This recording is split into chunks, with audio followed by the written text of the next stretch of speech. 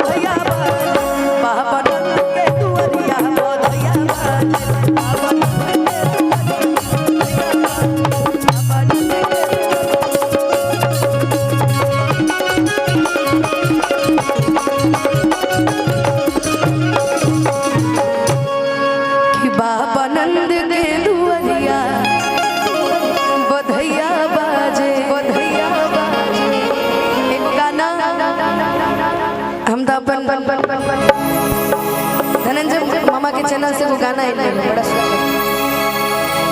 बड़ा सुंदर गाना है। ओकरा बाद भले हमरा के ना गवई नहीं, अलग बात है। हाँ ये बात सही है, एक्सेप्ट करिए। देखिए अखिलेश भाई से चाहे जितनो खींच रहे ये गाना मुझे गवाए है, बहुत सारा गाना ऐसा नहीं है, लेकिन धनंजय मामा चैनल से फिर गाना ना आए कि काहे पीछा पड़ल बाड़ा हमारे मरल बाड़ा माथा फूकी पिया ताड़ा दूध से कजरल बाड़ा और के कर जगवलू भगिया गोरी कि कहाँ बुतवलू अरे अगिया गोरी कि हरी हरी ओढ़नी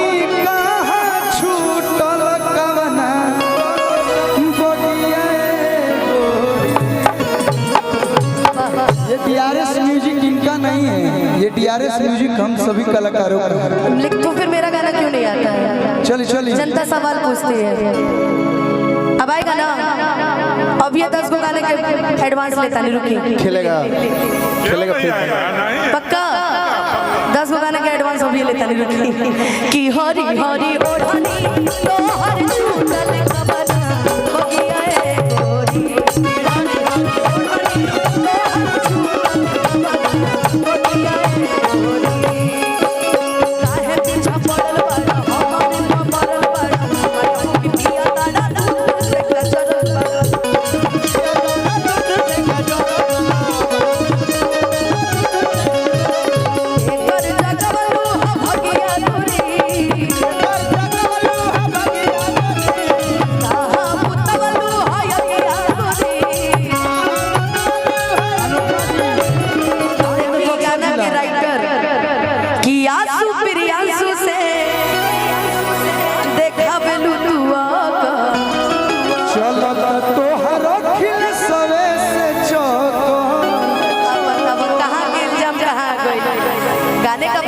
चाहिए चलता हमर होई तनु जैसे चलता तोहर पवन जैसे भेद जन भोला हो चाहे कबोला चाहे अरे छोटे में घोटेलू अरे सखिया गोरी अरे एही से लागल अरे सखिया गोरी हरी हरी ओढ़नी तोहर चूतल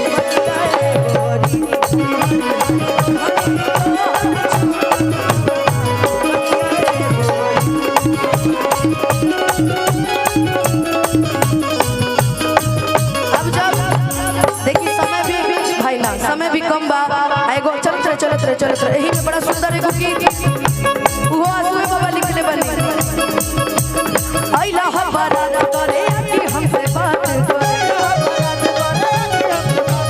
आगे में मोबाइल नंबर लागता कोई भूला छोड़ी पापा जी के मारी कोई भूला छोड़ी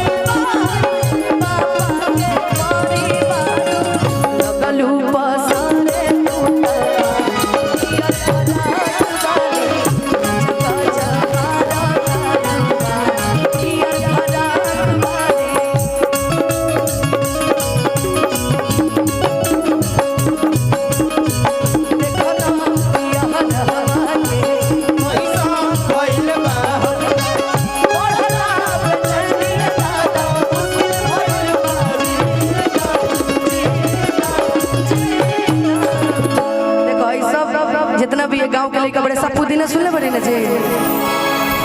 कि ले लो पुदीना टोन में बोला तरी ले लो पुदीना ले लो पुदीना को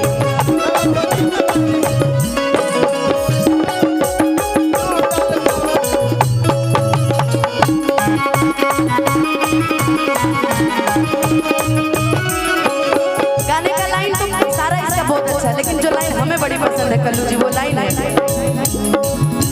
कि लगने में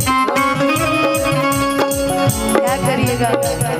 सब बिया शादी कर लिया है गोलू का भी अगले साल हो जाएगा हम लोग को देखिए तकदीर कब साथ देता है हमर हो जा तू जाने यही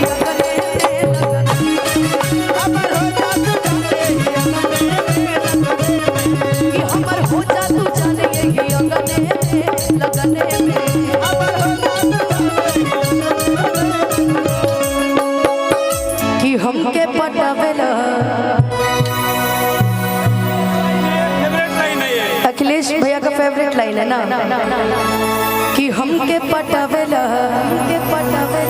तू फूलवे से थैंक यू अरे मार बच्चा लागे रसगुल्ला